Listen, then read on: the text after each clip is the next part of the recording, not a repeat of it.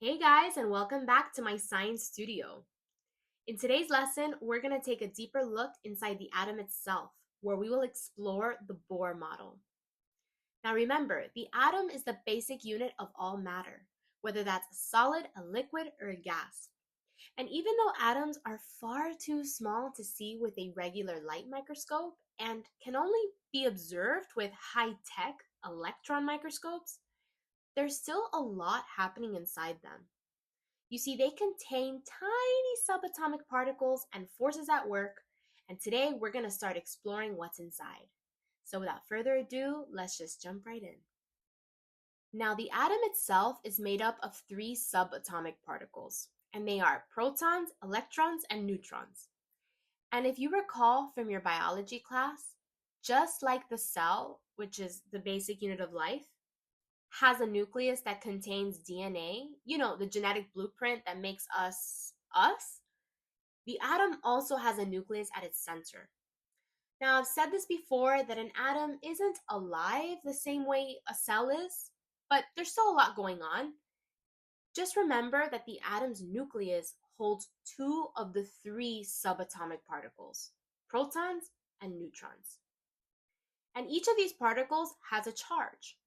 Protons have a positive charge, so think P for proton, P for positive. While neutrons are neutral, meaning they have no charge. Both of these are tightly packed in the nucleus at the center of the atom. Then there are electrons, which are negatively charged. And a Danish physicist named Niels Bohr proposed in 1913 that electrons orbit the nucleus in specific energy levels or rings. You can imagine them like planets orbiting the sun. Bohr actually won the Nobel Prize in Physics in 1922 for his work on the structure of the atom and quantum theory, the latter of which is a whole other lesson on its own. So whenever you picture the Bohr model, just remember, electrons orbit in rings around the nucleus, and thinking of a solar system can help you visualize where those electrons go. Now, there's a reason why electrons are attracted to the nucleus. Remember, the nucleus has protons, which are positive, and neutrons are neutral. So if you combine a positive with a zero charge, the overall or net charge of the nucleus is positive. And in chemistry and physics, opposites attract. So the negatively charged electrons are naturally drawn toward the positively charged nucleus. And one way you can think of this, just for fun, is kind of like the Toy Story aliens. They are the electrons and they're being pulled toward the claw. Maybe that made you laugh. Now, let's talk about the mass of the three subatomic particles. Protons and neutrons each have a mass of about 1 AMU, which stands for atomic mass unit. Electrons, on the other hand, have a mass that is so small it's considered almost zero in comparison. So I have a question for you. Where does almost all the mass of an atom come from? The nucleus or the electrons orbiting around it? If you said the nucleus, you're absolutely right. That's why when we calculate the mass number of an atom, we add protons and neutrons. Those two particles contribute nearly all the mass since the electrons are so light.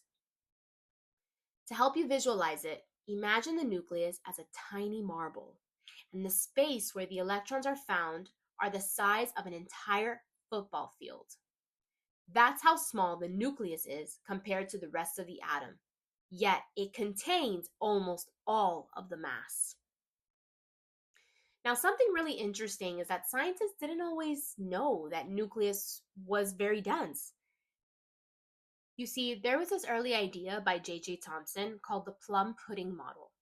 And this model suggested that the atom was like a cloud of positive charge with the negatively charged electrons embedded within it. Kind of like plums in a pudding. Since the positive and negative charges were mixed together, scientists believed that the atom was neutral overall and not very dense.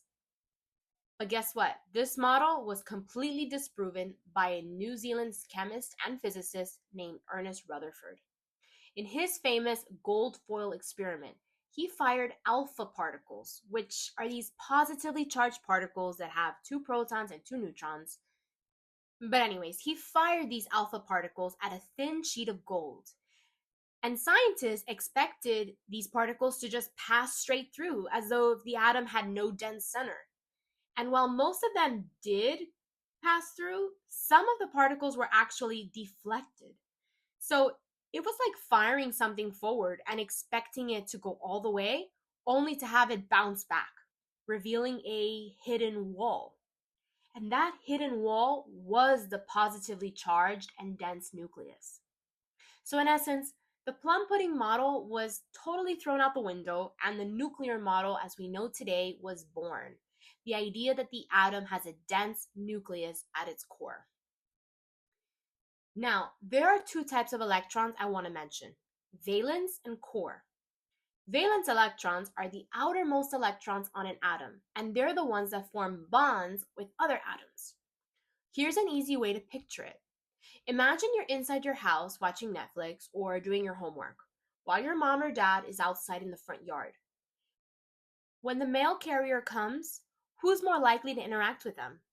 You inside or your parent outside? The person outside, right? That's just like valence electrons.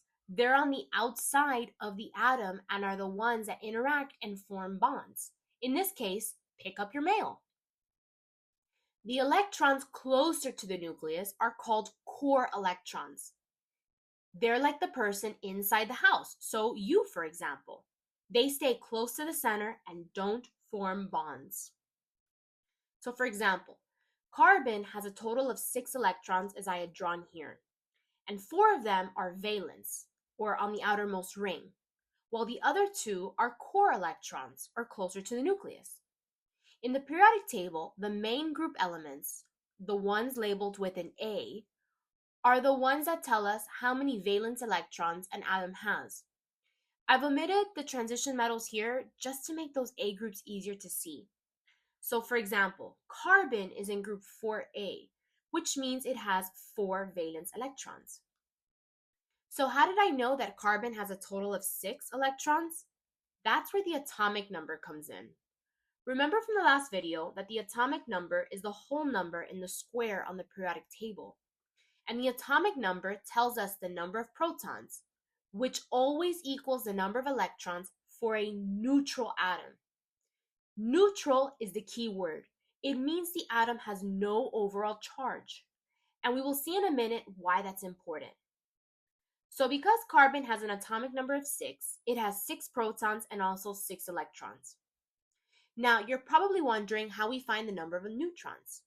Since the mass of the atom comes from the nucleus, and the nucleus has protons and neutrons, the mass number tells us the total number of protons plus neutrons. The mass number is always a whole number, and your teacher will either give it to you or write it in a notation like this. The number on top, the 12, is the mass number, and the number on the bottom, 6, is the atomic number for carbon. To find the number of neutrons, you just subtract mass number minus atomic number. So for carbon, 12 minus 6 gives us 6 neutrons. If you prefer a plug and chug approach, you can think of it like an equation. So you plug in what you know, so 12 equals 6 plus n, where you solve for n. And how do you do that? Just subtract the 6 from both sides. Sometimes your teacher may also write the mass number in this way instead. It means the same thing. Just remember that the mass number will not be found on the periodic table, but the atomic number always will.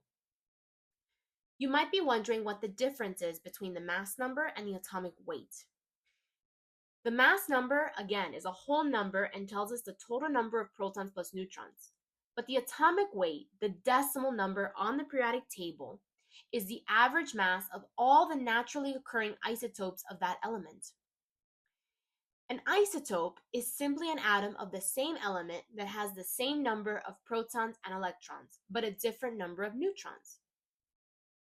For example, carbon has 3 common isotopes: carbon-12, carbon-13, and carbon-14.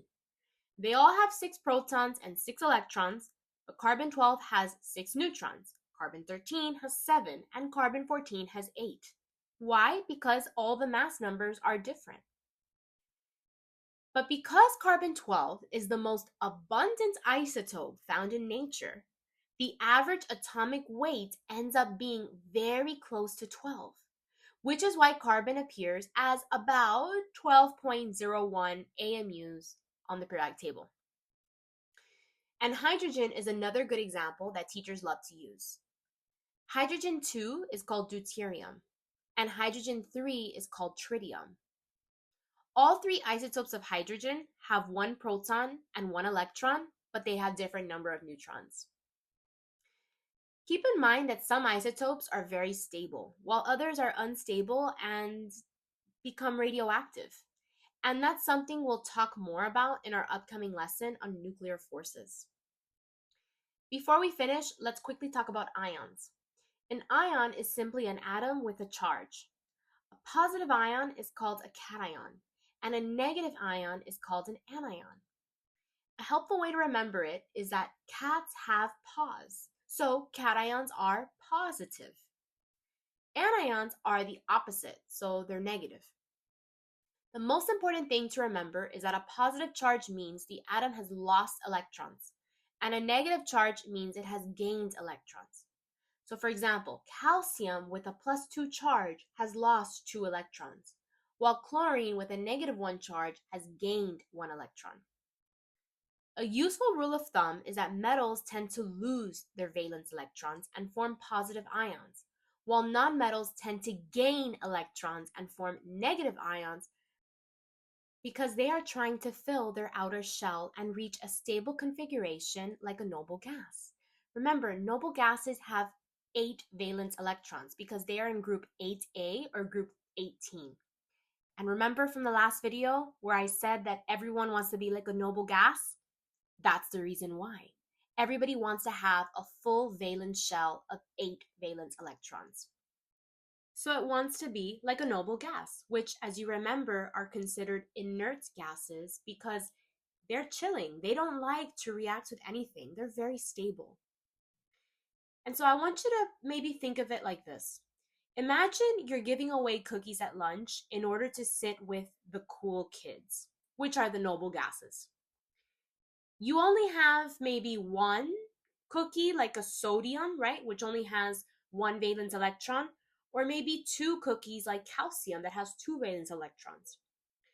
It's much easier to give those away than to try to collect 6 or 7 from other people. In other words, collecting from the nonmetals, which have 5, 6, 7 valence electrons. When you give away cookies, you're losing something, but it actually feels positive because it gets what you want. That's like a positive ion. It loses electrons and becomes positively charged. And metals, for the most part, like to donate their valence electrons. But now imagine it's late, you're exhausted, and everyone has finally left your house after you threw a big party. You are relieved. Until someone knocks on the door and comes back in to gossip. Even though they mean well, it feels negative because you didn't want to gain anyone back into your space. That's like a negative ion. It gains electrons and becomes negatively charged, and nonmetals tend to gain valence electrons. So if your teacher gives you an ion, just remember, the charge tells you whether to remove or add electrons.